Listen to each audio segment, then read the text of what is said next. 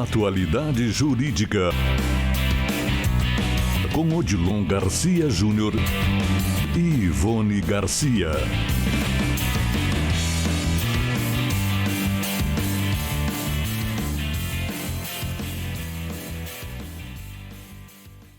Estamos chegando com o nosso Atualidade Jurídica e hoje nós vamos falar de planos de saúde.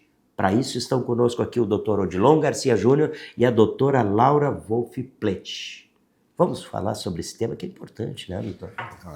Guaraci, muito obrigado primeiro pelo convite da gente dar essa informação, e é um tema extremamente relevante e atual, né, falar de planos de saúde, principalmente o que está acontecendo muito num foco de como são reajustados esses planos, né?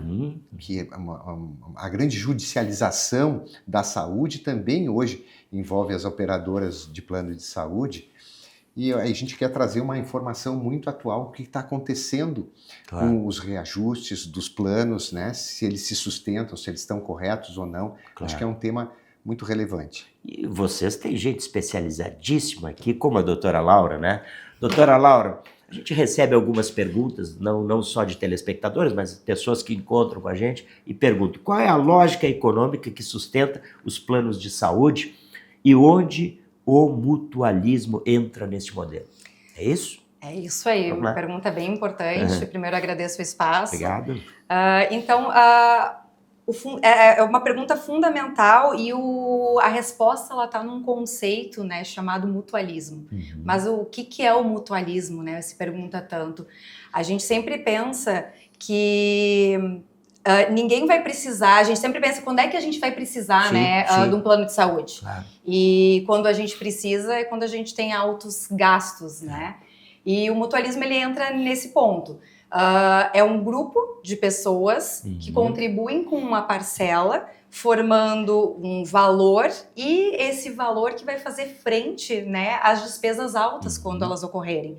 Então, o plano de saúde é bem isso. É um por todos e todos por um, né? A legítima prática. E o plano de saúde ele funciona dessa forma. O beneficiário ele paga todo mês o plano de saúde, para quando ele vir a ter algum problema de saúde, ele vai estar ali resguardado. Então, o mutualismo ele é o principal vetor de um plano de saúde. Agora, doutor Odilon, veja bem, quando trata-se da saúde, tem pessoas que não estão nem aí, né?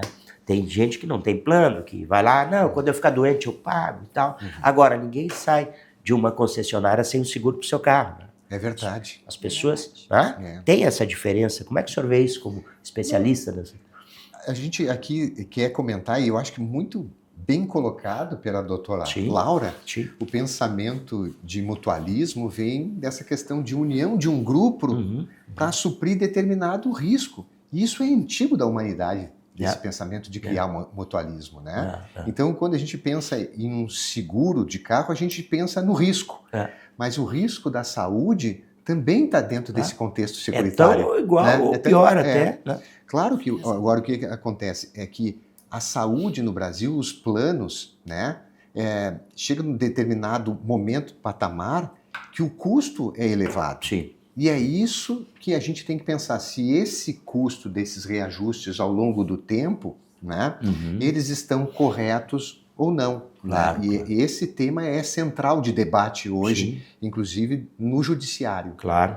Doutora, quais são os principais planos e qual é a diferença entre eles? Essa é uma excelente pergunta, porque dependendo do teu tipo de plano, da contratação, é que repercute o teu direito. Claro, né? Claro. No Brasil, a gente tem 3 grandes categorias de planos de saúde. A gente tem a individual e familiar, que é quando você vai lá, frente a uma operadora, e contrata o seu plano de saúde.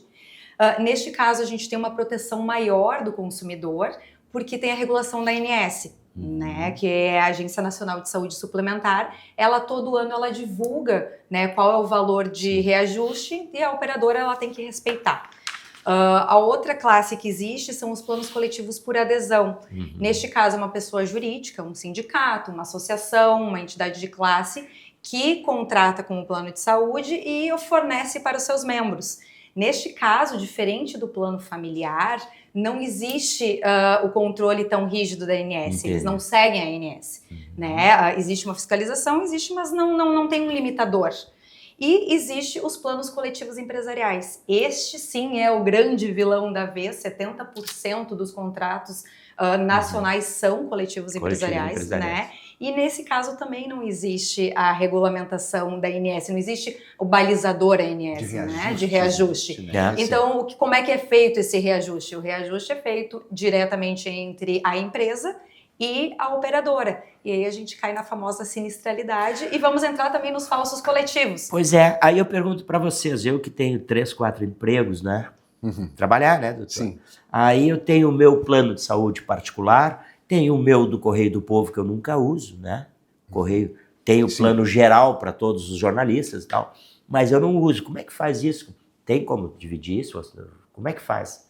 Usa sempre o que a gente tem, básico, ou pode usar o outro que tu tem em coletivo? Na verdade, tem que ver o que melhor vai lhe atender. Melhor né? vai Porque atender, né? Cada plano, ele tem características, né? Um tem hospitalar, outro tem ambulatorial. Quais são as coberturas? Quais são as coberturas? Hospitais, tratamentos, né? Um atende, tu pode ir em determinado hospital, né? O outro não. Então, que te der melhor cobertura e para tu entender, agora tu que é um irmão da Santa Casa, né? Tem especialidades na Santa Casa, né? Muito importantes. O senhor também é irmão, né? Eu também irmão da Santa Casa. Coisa boa. Então, quando a gente fala assim da Santa Casa, no Nora Teixeira, as especialidades que tá, a gente pode ser atendido pelo nosso plano de saúde, que tem esse convênio lá com esses hospitais, normalmente uso o Nora Teixeira e a Santa Casa justamente por causa do plano, né? Vamos lá então, doutora, mais dúvidas para os nossos telespectadores que nos assistem. A sinistralidade é frequentemente tratada como justificativo para reajuste dos planos de saúde? E o que ela revela de fato? Então, a sinistralidade hoje é o grande vilão da vez, né? Ou o herói, dependendo de quem a gente está defendendo. O que a sinistralidade ela é? Ela é nada mais do que as despesas que o plano tem frente à saúde com versus a receita que o plano ele arrecada. A sinistralidade por si só, cláusulas de sinistralidade, elas não são cláusulas nulas. Ela tem que existir num contrato. Porque se não existe o contrato, a gente está correndo risco da saúde financeira da operadora também. Acontece que muitas vezes as operadoras elas se utilizam dessa cláusula de sinistralidade para aplicar reajustes abusivos. Ele tem todo um cálculo que deve ser seguido, um cálculo atuarial, é um cálculo bem complexo, né? Mas, por exemplo, a gente tem casos específicos que fogem daquele padrão, daquele grupo, ele não pode ser utilizado para cálculo da sinistralidade. E muitas vezes as operadoras acabam utilizando e com isso acaba majorando o valor, né, do reajuste. Claro. E a gente também tem a sinistralidade meta, que é aquela sinistralidade contratada, que é o limite que pode passar de sinistralidade se tu tiver umas despesas com a receita maior. Por óbvio que o contrato, né, a operadora vai ter que aumentar o valor do reajuste. Só que também a gente já tem casos práticos que a operadora, na hora de passar o reajuste para os beneficiários, fala que a sinistralidade de meta foi abaixo do que efetivamente foi. E isso também acaba majorando. Então é muito importante ter, né, uma boa assessoria jurídica, bons atuários por perto, para que consiga, na hora que chegar o reajuste, conseguir ver de fato, ele é devido ou ele não é devido. Entendi. Até porque a gente não tem a ANS aqui regulando. Claro, esse é o objetivo, doutor Odilon, da gente falar no Atualidade Jurídica, para que as pessoas procurem profissionais, né, que as oriente, né, para que não tenha essas dúvidas, né? Sim, Guaraci, acho que a doutora Laura tocou num ponto muito interessante, muito. Né, e exemplificando aqui, ela está falando de um termo que se utiliza, jurídica, dos outliers, né? Os outliers, ela diz, olha, na sinistralidade, o que é isso, o que impacta, né? Vamos dizer que o plano lá aconteça de um determinado indivíduo do plano, ele teve que ter uma cirurgia complexa, um tratamento complexo, ficou na UTI, aquilo gerou um gasto, né? Excessivo e alto para o plano. Mas isso aconteceu naquele determinado momento. Não posso pegar esse caso específico, jogar para o futuro, para a próxima renovação do contrato, dizer isso vai acontecer sempre. Né? Isso não pode acontecer para que a majoração da sinistralidade influencie no reajuste de uma forma abusiva. Claro. A gente tem casos práticos que a operadora utilizou esses outliners de pessoas falecidas para um reajuste prospectivo e futuro. Imagina. Mas, gente, se a pessoa faleceu, como é que eu vou utilizar isso para o Que cálculo do absurdo. reajuste? Não Verdade. tem como, né? Doutora, se fala muito em plano de saúde falso coletivo. O que define isso, esse falso coletivo? Então, essa é a pergunta da vez, eu acredito, né, doutora Dilon? Verdade. O falso coletivo saiu muito na mídia, acho que quem segue notícias, STJ, pode nas redes sociais. também, falando muito Exato. dos falsos coletivos. Né? O que ele é? Ele é um plano empresarial coletivo, deveria ser coletivo, formalmente ele é coletivo, mas na verdade ele é formado com um número pequeno de pessoas, em regra, uma empresa familiar que contrata o plano de saúde para 3 ou 4 pessoas da sua própria família. Ele formalmente é um coletivo, mas a gente não tem um mutualismo, aquela coletividade, né, para fazer o cálculo do reajuste. Eu sou um exemplo aqui, né, doutora Laura? Eu tenho aqui no meu escritório, eu tenho plano de saúde, ele é um plano coletivo, por causa da sociedade de advogados, mas eu só tenho meu grupo familiar ali.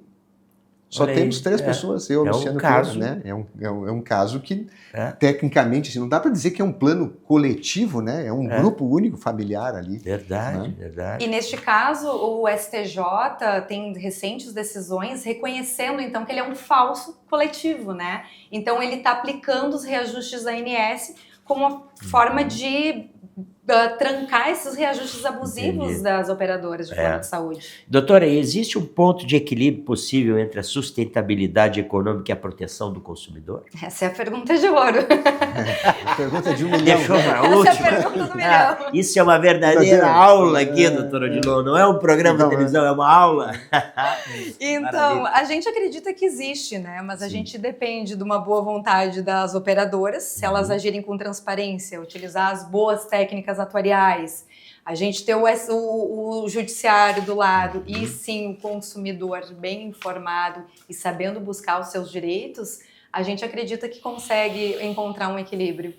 Deste tema, temos mais alguma coisa ou a gente pode encerrar e deixar o telespectador entrar em contato para saber de vocês aí que são especialistas nesse tema, né, doutor? Esse tema é vasto, é interessante, a gente não tem nem pretensão de esgotar ele. Claro, não, tem muita mas coisa. É um tema muito sensível, principalmente quando a gente começa a entrar numa idade em que os valores de reajustes, eles ficam às vezes insuportáveis, né?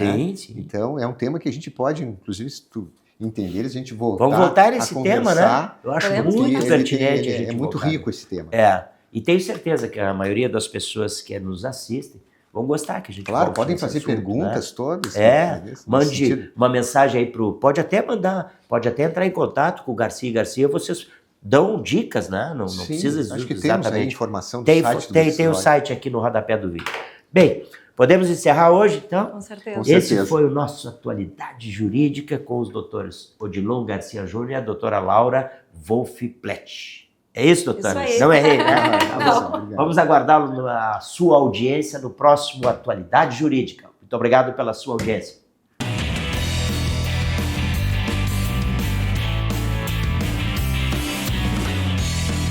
Atualidade Jurídica com Odilon Garcia Júnior e Ivone Garcia.